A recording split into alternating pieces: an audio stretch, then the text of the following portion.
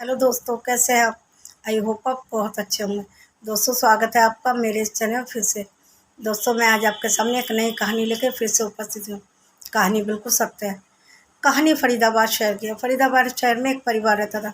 उस परिवार में 3 लोग रहते थे। 3 लोगों में मम्मी पापा और बेटी रश्मि। बेटी इकलौती थी, इसी वजह से बहुत ज़िद्दी थी। बहुत प्यार मिलता था उसको। प्यार की वजह से वह बिगड़ चुकी थी। हर बात पे ज़िद करती। मम्मी पापा सोचते हमारी इकलौती बेटी है, चलो कोई बात नहीं, ज़िद पूरी कर देते हैं। ऐसे करते करते दिन गुजरने लगे और वह ज़िद पर अड़ जाती। जो भी कुछ चीज़ मांगती, मुझे चाहिए तो चाहिए, ऐसे करके ज़िद करती। कभी कभी तो मम्मी पापा की कैपेसिटी नहीं होती थी कि उसको जो जिद करते हैं उसकी पूरी करनी। फिर भी वह कहते मुझे चाहिए, तो जैसे तैसे करके उसकी जिद पूरी करते। ऐसे करते करते वह बिगड़ती चली गई। मम्मी पापा सोचते कोई बात नहीं, लाड कर रहे हैं, इसी वजह से ये जिद करती है। आगे बड़े होने के बाद सुधर जाएगी। जैसे जैसे बड़ी होती है वह सोशल मीडिया में भी एक्टिव हो जाती है। फेसबुक अकाउंट भी खोलती है और हर चीज़ में अपना कमेंट करती, बात करती। फेसबुक में तो हमेशा लगी रहती थी। मम्मी पापा कहते थे पहले पढ़ाई में ध्यान दो, फिर फेसबुक चलाना, लेकिन वह उनकी बात बिल्कुल नहीं मानती थी। जिद्दी जो थी वह। अभी उसकी उम्र सिर्फ 16-17 साल ही थी, लेकिन काम ऐसा करती थी जैसे फेसबुक में ऐसे बात करती थी इतने बड़े बड़े लोगों से। इतने ये भी नहीं सोचती थी ये कौन है। ऐसे करके वह बहुत अक्सर फेसबुक में बातें करती रहती थी। मम्मी पापा सो कहते थे कि फेसबुक में क्या करूँ, लेकिन वह उनको जवाब देती थी, क्या पढ़ाई के बाद में थोड़ा सा भी अपना टाइम पास ना करूँ, क्या मनोरंजन ना करूँ। हर कोई तो करता, मैं ही कर रही हूँ, तो मुझे हमेशा क्यों टोकते हो। पढ़ाई के टाइम पे तो मैं पढ़ाई करती हूँ। ऐसे करके अपने मम्मी पापा को चुप करा देती थी। एक दिन क्या होता है, वह अपने फेसबुक में बहुत सारे पोस्ट डालती है। वह किसी की फ़ैन थी, किसी सेलिब्रिटी की। बहुत सारे पोस्ट डालती थी, अक्सर वही पोस्ट डालती रहती थी। वह उसको बहुत लाइक करती थी। वह सोचती थी एक बार वह मुझे मिल जाए, सेलिब्रिटी जो था। लेकिन सेलिब्रिटी आजकल आसानी से काम मिलते हैं।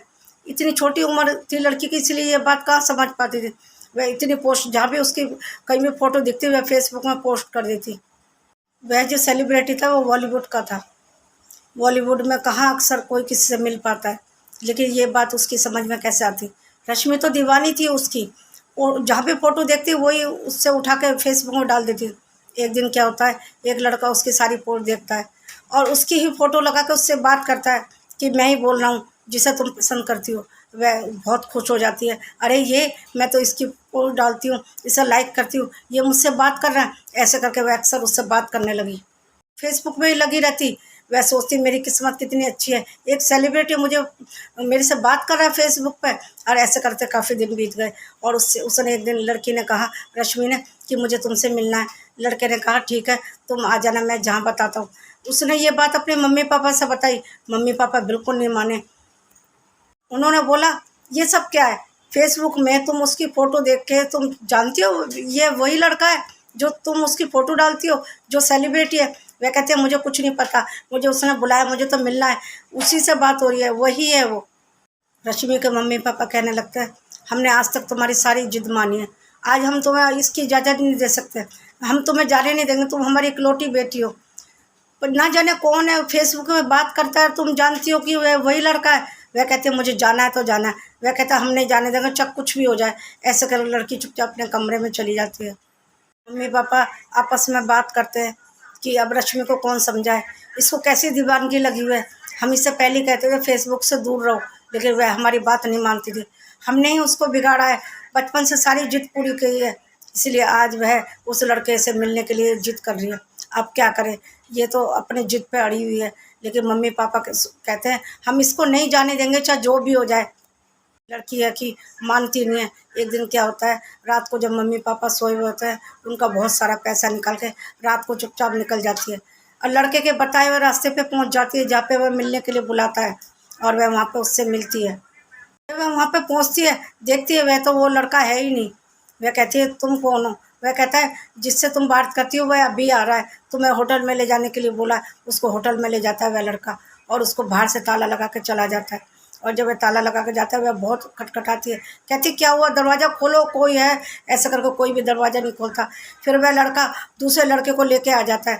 फिर वह उससे ताला खोल के जब अंदर दाखिल होता है, लड़की दंग रह जाती है।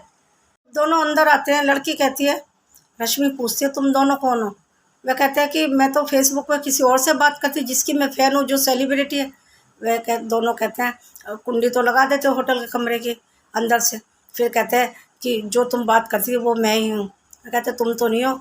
वह कहते अच्छा, उसे रश्मि को समझने में बिल्कुल भी देर ना लगी कि उसने उसकी फ़ोटो लगा के उससे बात करता था, जो सेलिब्रिटी की फ़ैन थी वो उसी की डीपी लगा के उससे बात करता था।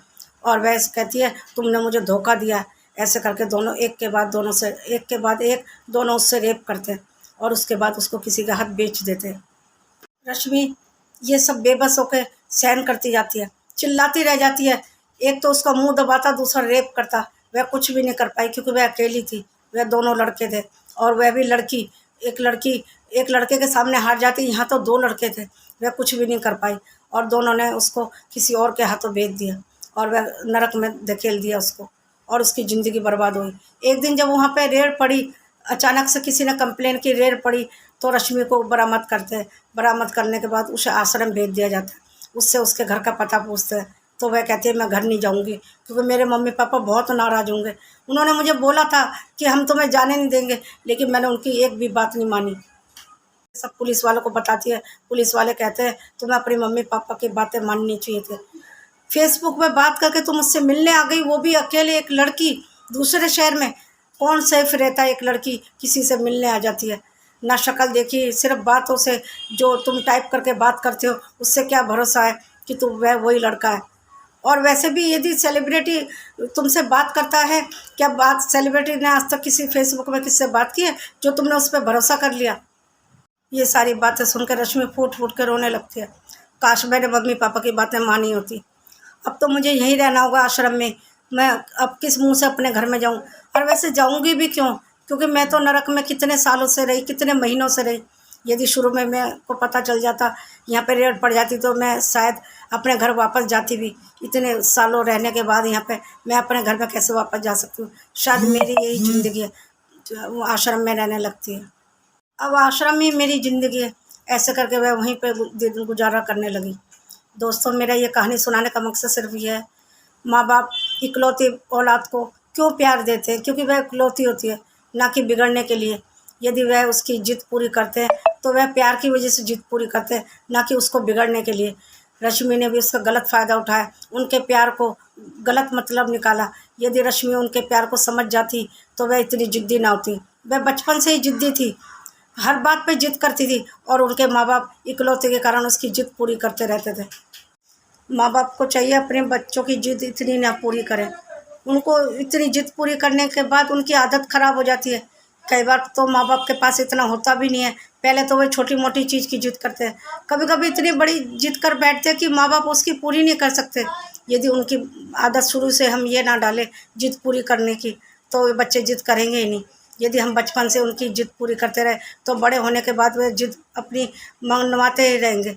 इसलिए दोस्तों, मैं सबको कहना चाहती हूँ, कभी भी इकलौती औलाद हो चाहे कोई भी हो, अपने बच्चों की जिद कभी ना पूरी करे थोड़ी बहुत करे, लेकिन इतनी बड़ी बड़ी जिद और बिल्कुल आदत ना डाले जिद पूरी करने की।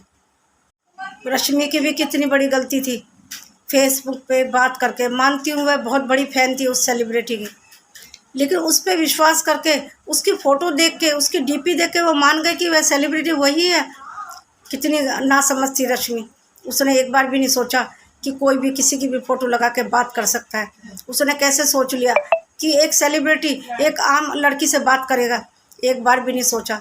यदि वह ये सोच लेती तो ये सब ना देखना पड़ता, उसकी ज़िंदगी बर्बाद ना होती। और अपने माँ बाप की बात भी मान लेती तो भी उसकी ज़िंदगी बर्बाद ना होती। माना वह फेसबुक पे गलती कर बैठी थी, उसको सेलिब्रिटी समझ चुकी थी, लेकिन अपने माँ बाप की बात तो मान लेती। उन्होंने जब मना किया था मत जाओ, लेकिन वह नहीं मानी। यदि उनकी बात मान लेती तो उसकी ज़िंदगी सुरक्षित होती। आज वह नरक की ज़िंदगी गुजार रही है। पहले नरक की ज़िंदगी गुजारी, अब आश्रम में दिन गुजार रही है। उसकी ज़िंदगी बिल्कुल ख़त्म हो चुकी। और इधर माँ बाप अपनी एकलौती लड़की से हाथ धो बैठे। कितने दुखी है माँ बाप। औलाद के लिए तो जीते हैं सब, उनके दिल में क्या बीत रही होगी। हमारी इकलौती बेटी थी, कितना प्यार करते थे, सारी जिद पूरी करते थे, लेकिन उसने हमें उसके बदले में क्या दिया। लड़की ने एक बार भी नहीं सोचा, रश्मि अगर जो ये बात सोचती है यदि मैं भाग जाऊंगी माँ बाप की बदनामी होगी। नहीं, बच्चों के कुछ भी फ़र्ज़ नहीं है माँ बाप के बारे में सोचना। सिर्फ माँ बाप का भी फ़र्ज़ है बच्चों के बारे में सोचना।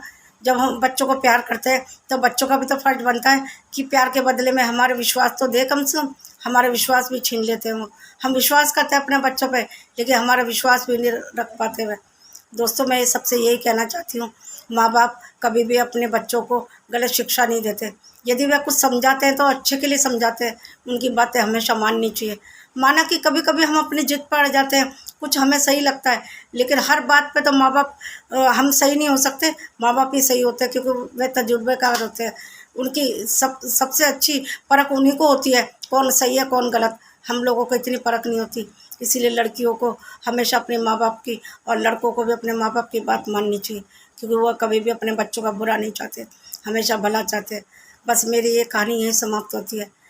मिलती हूँ अगले वीडियो में, लेकिन उससे पहले प्लीज़ मेरे इस चैनल को लाइक से सब्सक्राइब जरूर कर देना। तब तक के लिए नमस्कार, थैंक यू।